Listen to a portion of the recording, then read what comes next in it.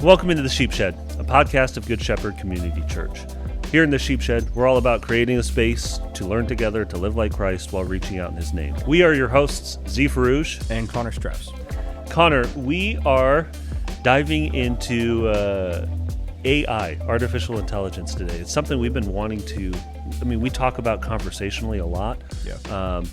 We use certain AI tools at work and in our personal lives, but the more AI is growing and the more ubiquitous it's becoming in whether it's our phones or computers and the way we interact with technology, I feel like the more we have a need to discuss it as a church body, as just people. Yeah. Just so we're clear too, I want to start off with just a working definition of AI. This is just, I Googled it. This was actually an AI result from Google's AI, but it's the AI, artificial intelligence, is the simulation of human intelligence in machines, and it is categorized in two main ways: by capability, whether narrow, general, and super intelligent, or by functionality. Reactive, limited memory, theory of mind, self-aware. Narrow AI performs specific tasks. General AI possesses human-like cognitive abilities, and super intelligent AI would surpass human intelligence in all aspects. The four functional types describe how AI systems perceive and use information, from simple reactive machines to hypothetical self-aware systems. We as humans, we are the ones who are putting input into AI, and it's the data that we create that AI now is able to use reasoning and skip logic and all that to spit out answers for us. Yeah, so like you said, this is something we've been talking about for a while. Like, I think just working in any sort of office job, I think it's naturally just going to come up. Oh, yeah. Because for the past couple of years, you guys probably too, can just use it to accomplish basic tasks that before would take you either minutes or hours, depending on the task. Yeah. So it's just kind of naturally coming up culturally. I think it's definitely time that we as a church talked about it, just like the ethics of it, the use cases of it, when we should use it, when we shouldn't use it. So anyway, that's what inspired this episode. So today we're talking about two different reasons, kind of like broad scope ideas to not use AI, or maybe like some potential limitations or downsides to AI. And then one at the end, use case that we personally use AI for in our job and in our day-to-day lives, and why we really like it. So let's get into it, I guess. Yeah. Just diving straight in, to start it off, spiritual formation or spiritual automation. Like you said, AI helps us automate a lot of those like menial day-to-day tasks, and it helps. It's definitely, I've used it as a tool to help me be more efficient and spend less time like in the weeds on some of those detailed tasks. But the publisher Lifeway released some research. They did a poll of 1,000 pastors, and they listed the top 3 needs of those pastors. They asked them, what are your major needs right now in your church? And of those 1,000 pastors, 77% of these are the top 3. 77% said developing leaders and volunteers. 76% of those pastors said fostering connections with unchurched people, and 72% said consistency in personal prayer. So those top 3 are developing leaders and volunteers, fostering connections for unchurched, and consistency in personal prayer. Those are those top 3. How can AI even help with any of those things? Yeah. Well, it can't do them. Yeah. You know what I mean? Like those top 3 things, they're all relational. They're all community based. You have developing leaders and volunteers. Yeah. That's 1-on-1 or 1-on-5 or 10 or whatever, depending on the size of the group. That's diving into those relationships, specifically like teaching tasks for like how to do things in your church. Yeah. Like you can't just use AI to teach a coffee shop volunteer how to make a latte. Yeah. Like, you could, but it would be, watered down and not relational. It would not be effective in building up those volunteers for success within the church. Yeah. So even if you could do these three things. You shouldn't. Yeah. Yeah. And it's one of those things too, that when you, I mean, there are some proper uses of AI even within the church though. And I can think of, I mean, personally, examples where I've needed encouragement in specific areas, and I'll tap into ChatGPT. Give me Bible verses in ESV. I'm very specific with my prompts, that talk about hope or holding on to hope in trying moments or during suffering. And Chat, as long as it's just quoting the Bible, it does it does a very, very good job of going and finding those things and saving that time of searching. It's great at aggregating and synthesizing information too. My big fear though, like I said at the top, one of those big ideas of sometimes leaning on it, leaning into it for sermon prep, or for personal reflection, that just sounds wild to me that you would ask a machine for personal reflection. But how do we even guard against that? Because it seems as though if it's right about just regular things and it's giving me the right answers to my everyday questions, why not ask it for spiritual advice? I mean, I'm sort of playing devil's advocate. I think something that I keep coming back to is that there's only one thing in the world that's flawless that we have today. Christ, of course, but the Bible. Yeah. The Bible's flawless. The Bible is the inerrant God breathed, his word. Yeah. And ChatGPT isn't. ChatGPT and any AI tool does a great job of, taking data from everywhere and consolidating it to giving you what you want. Yeah. And so that like you said, it can be very powerful at reading the entire Bible in 2 seconds and spitting back exactly what you need, but it's not flawless. ChatGPT makes mistakes all the time. It could take content from outside the Bible and get it mixed in the weeds. You're not gonna misreference a Bible verse if you're reading it directly from the Bible. Yeah, but exactly. You might misreference a Bible verse by reading it off of ChatGPT. Yeah. Just this morning, I was just playing around with it a little bit, and I asked it, "Who is Jesus Christ?" And it broke down and it gave me a really good description of who Jesus Christ is. And then I was like, okay, now who is Allah? And it did the same thing, but what I noticed is both cases it was treating it like this was fact. Yeah. So yes, what it said about Jesus Christ was true. Yeah. But also what it said about Allah was not true. Yeah. Because that was not Christ. Yeah. Allah is not God. Allah is not the creator of the universe, even though it said that it was, because I asked who Allah was. Yeah. So it's going to give it to me from, the Muslim perspective. That's so interesting. But I'm not asking ChatGPT in that moment to cite its sources. I could and say, okay, well, is that the Christian belief? And it would say no, of course. Yeah. But like when you're in the weeds on a theological topic, like you could easily misinterpret it. It could easily misinterpret you. Yeah. It's not inerrant. It's not flawless. Yeah. Not even close. And if anything, it leans towards flattery and wants to affirm your own biases. I feel like that's from my own experience. Yeah. If I set up a question with the wrong premise, instead of saying, "Hey, you're wrong about even the premise on this," it'll start walking me down that path, even if it's wrong. Yeah. So that's the spiritual side. I mean, and I feel like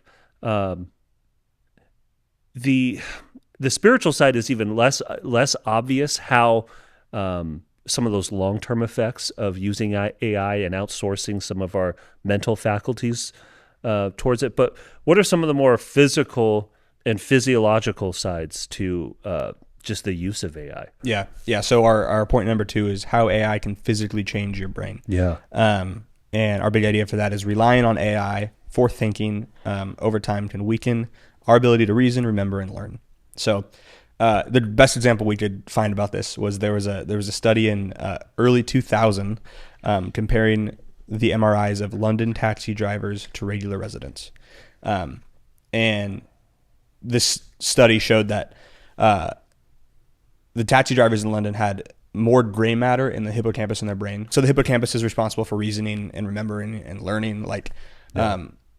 taking in new information. So those taxi drivers had increased gray matter in the hippocampus, meaning that they, over time, had significantly more experience learning and remembering and memorizing. Yeah. Keep in mind, this was early 2000. This was before I was born even. Yeah. Dang. So there's a physiological change in their brain over years of reliance on GPS. Yeah. Compared to somebody who's not.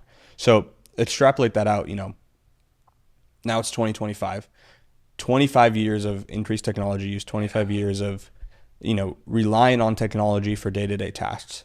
And now exponential growth with the use of AI, not just GPS. Yeah. How do I get from work to this new coffee shop that I'm going to try out? But now it's like anything you want to ask it. I know. The exponential growth in change of, I'm fascinated to see the studies that'll come out with ChatGPT in years to come, because we don't have the long-term data yet. It's only been a couple. I think it came out in 2023. That is such a good. I never even thought about it that way, honestly, because GPS, we outsourced directional stuff, and we're starting to see. I read an article recently and talked about how even just the use of GPS on top of this hippocampus, like sort of atrophy of that part of your brain. Yeah. There's also wonderment and exploring and all that stuff. Right. Like we're down on that because we just have to put in an address and follow the line, and it gives us an estimated time of arrival and everything. But to your point, that's such an. You could see now that is our relatively long-term study, is the effects of GPS on the brain. And that's just one thing. Yeah. Getting from one place to the other place. Like you said, people are using AI to parent their kids, to relate to other people, to relate to a machine even. Like it is so much more it affects so many more aspects of our lives. Right. And pretty much you could make the argument that if allowed, AI could have an impact on every single aspect of your life, especially if you're using technology on a daily basis like we are. Right. I think there's something to be said about just ease of use. Yeah. I think with anything in general, generally speaking, and this might be an overgeneralization, but the easier it is to do something, the less impactful it's going to be in your life. Yeah. This might be like again an oversimplified example, but like fast food compared to cooking at home. Like it's way easier to drive through McDonald's on my way home from work than it is to go home and make a nice dinner for me and my wife. But what's going to be physically healthier? Yeah. What's going to be emotionally healthier? Spending time with my wife. Yeah. Cooking, whether we cook together or just eat together, rather than eat. Let me drive through, grab something to eat, and so I'm done eating by the time I get home. Like just the rush and the ease of use. I think with any area in our life, like it's going to have less of a positive impact. Yeah. So with ChatGPT and with AI in general, like the fact that it can be anything. Yeah. No, I know. There is a real cost to that convenience. There is a true cost, and I mean, even this last week I experienced it. We were sitting around at staff lunch, talking about birthdays, and somebody I work with said, "Oh, my wife's birthday is on the 29th of November," and I said, "Oh, how often does her birthday land on Thanksgiving?" And some of you may already know where this is going just based off of the numbers. But I said, well, wait, I forgot, when is Thanksgiving again? So we looked at I pulled up ChatGPT and said, hey, when is Thanksgiving? It's the fourth Thursday of November. So really what I should have done at that moment was said, in my mind, 7 times 4 is 28. Even if the first day of the month was a Thursday, the latest Thanksgiving could ever be is on the 28th of November. It could never stretch somehow to the 29th of November. Right. But instead of actually doing that simple math in my head, I outsourced it to ChatGPT. I said, since 1970, this was my prompt, since 1970, how often has Thanksgiving in the United States landed on November 29th? And it gave me I think it was 10 or 11 different years. It gave me very specific years that they were landed on. So I was like, okay, cool. So it does land on the 29th, and this is how often it does. These are the years. Your wife's memory's a little off because she's saying that it's only happened one time, or she only sort of remembers. And But this is and I just asked ChatGPT, so surely it can't be wrong. and it gave me the right answer. So then I'm in another meeting later that day, and I'm relaying this information, and there's other people who, for some reason, aren't outsourcing simple math to a machine, and they go, "Wait a second, that's not mathing. You cannot get." Yeah. There's no way that 4 weeks in, at the longest, could be the 29th. And I'm reflecting back on that, and it's scary how quickly and easily I outsourced basic mental faculties like times tables, like second, third grade level stuff. Right. That, it's convenient, but my premise was off. The question was already, instead of ChatGPT coming back and saying, bro, there's no way it could land on the 29th. It like leaned into the bias and goes, 1973, 1988. Right. It starts just rambling out. It was fully made up. Yeah. It's just, but because it had been right about other things, I was being lazy and made the assumption. To me, just personally speaking, I feel like that's such a scary place to be, to not realize that I've been sort of, that again, the only term I could think of is outsourced, that I've outsourced some of my God-given natural intelligence to a machine that claims intelligence, but in some cases can be wrong. I mean, that's a simple example. But I think it's good. Yeah. Because it's a everyday, like, realistic example that somebody could experience and maybe not think of. Yeah. Maybe they weren't in, somebody could be in that same setting, but not in a social setting. Yeah. To be called out on that, where other people are pushing back and saying, oh, no, that's not true. Yeah, exactly. If you're in a bubble or like a vacuum and you ask that the question and it's wrong. So now it's like you didn't put in your mental reps of working out your muscle to actually think about something. Yeah. And the information you got could potentially be wrong. Yeah. So now extrapolate that out by years of use for every day, for everything that comes up. It might not be that extreme for everybody, but for some people, like, I could see myself sure already going down that path for sure, and I have to start pumping the brakes. Yeah. And like we talked about neuroplasticity, like the ability, the God-given ability of our brains to physiologically change by creating new neural pathways in response to life's pleasures or troubles or trials or whatever, for your brain to physically change. And there's two sides to that coin. It could physically change in a good way or a bad way. And I think this is an example of it potentially changing in a bad way over time, of you're not putting in, the reps for your brain to make those physical changes. But, if you, like, in Romans 12:2, I think, is the best example in scripture we have of neuroplasticity. To not be conformed to this world, but be transformed by the renewing of your mind. Yeah. And I think that putting in the reps of reading your Bible and trying to memorize verses and having biblical theological conversations with others, and not just putting in a prompt and having it spit back information to you. Like, it does so much good over the long term to help that neuroplasticity of your brain, to to create more neural pathways, to create those bumps and ridges in your brain, just to learn. Well, and like you said too, like in Romans 12:2, that don't be conformed. It's the conformed being versus being transformed. Don't be conformed, but be transformed by the renewal. So for me, I could see, like, going back to that example, that simple November 29th Thanksgiving example, it's easy to be conformed. I don't have to do anything to be conformed, really. I just sort of have to go with the flow. Like, let the current take the current of the world. And it's not going to take me towards God. Right.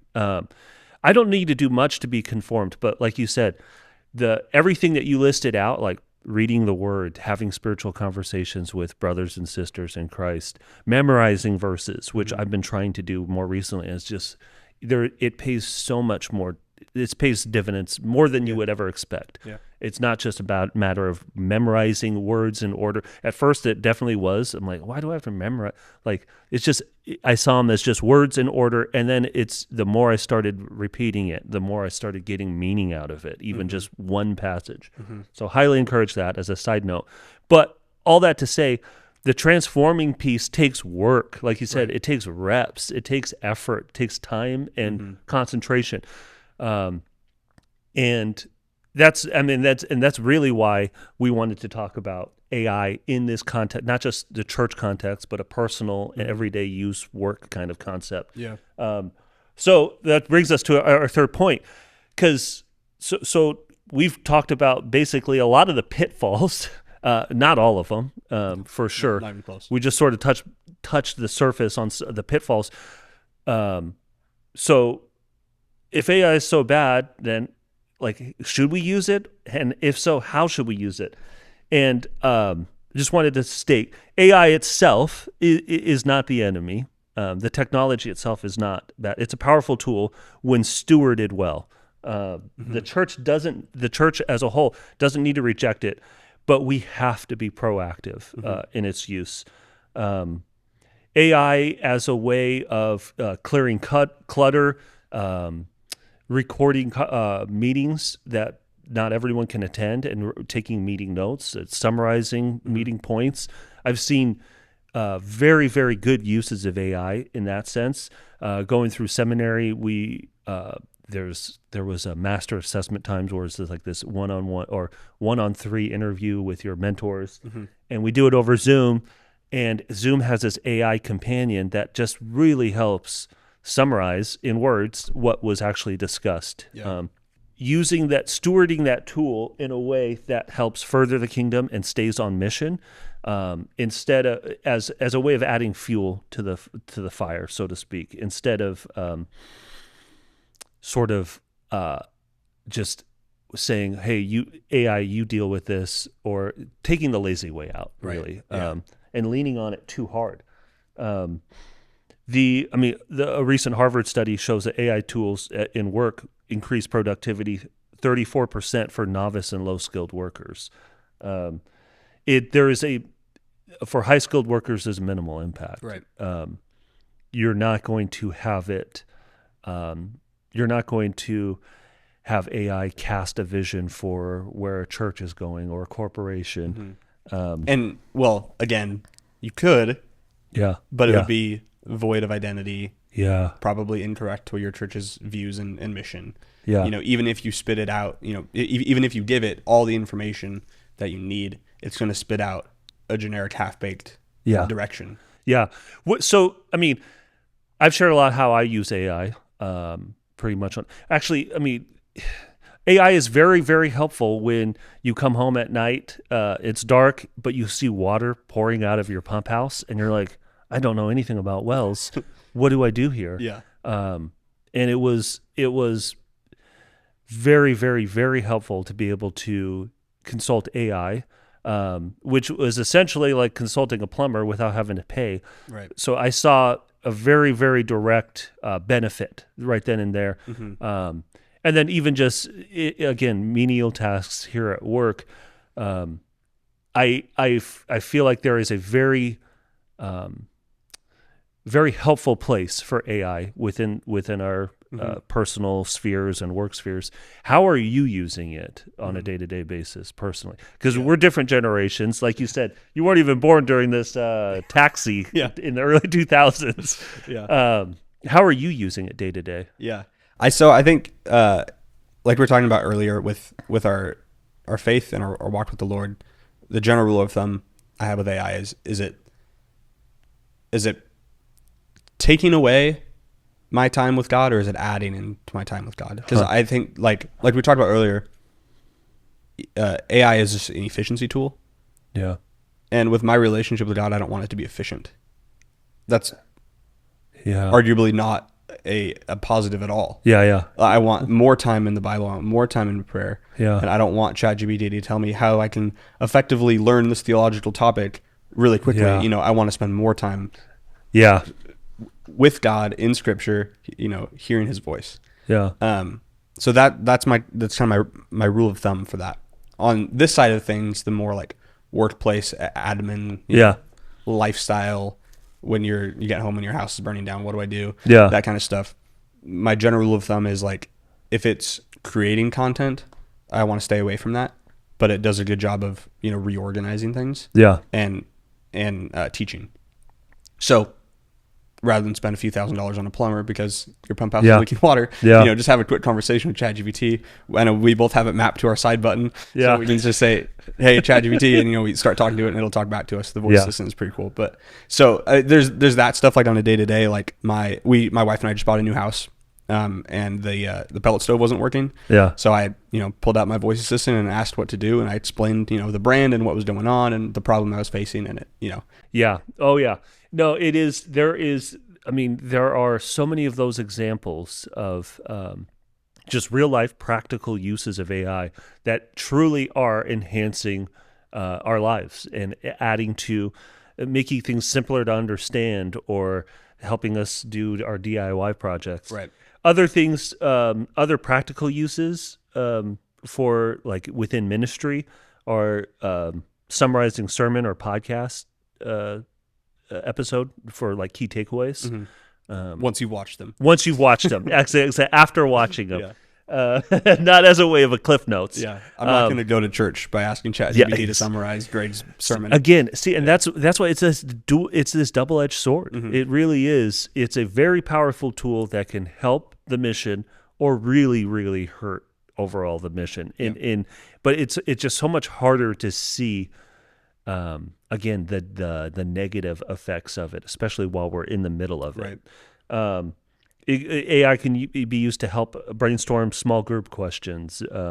I've used it to help me develop questions for podcast interviews. Mm-hmm.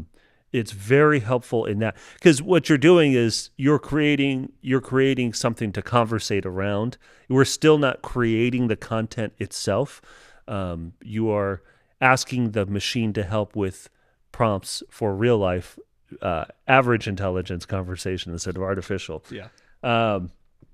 You can use it to create a Bible reading plan. Like I said earlier too, it's just grabbing references from the Bible or cross references, correlating passages. It's a very powerful tool for that. To clean up or reorganize messy notes, or to simplify complex theological topics for further study. Still recommend, like we said, reading God's word, praying to hear his voice, and then sort of confirming some of those answers that you're getting through AI or through commentaries. Yeah. Just like how we've used commentaries in the past, right, but not going first to AI. Yeah. And then using the Bible to affirm what AI is saying. I feel like that's just completely backwards. Yeah, yeah.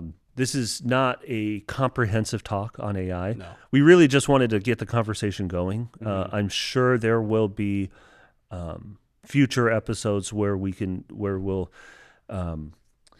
unpack some of the more specific pieces of AI.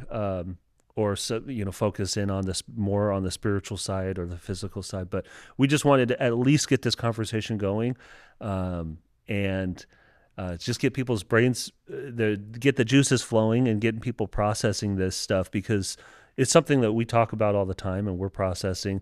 So I'm sure, because we all live in the same world, I'm sure other people are also considering these same things too. Yeah, there's going to be people who don't even really know much about ChatGPT. They've never used it before. Yeah. And it would be good for them to understand what's going on in the world. Yeah. And for the other side of the coin, there's going to be people who rely on it too much. Yeah.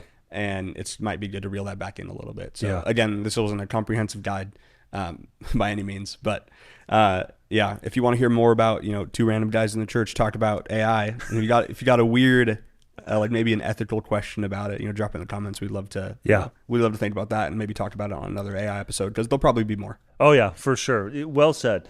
Well, that's it for our time here in the Sheep Shed. Thank you for joining us as we are learning together to live like Christ while reaching out in his name. If this conversation was helpful in any way, please share it with somebody. Also, to help expand the reach of the Sheep Shed, please subscribe, rate, and review our show. It helps a lot. Until next time, we'll see you here in the Sheep Shed.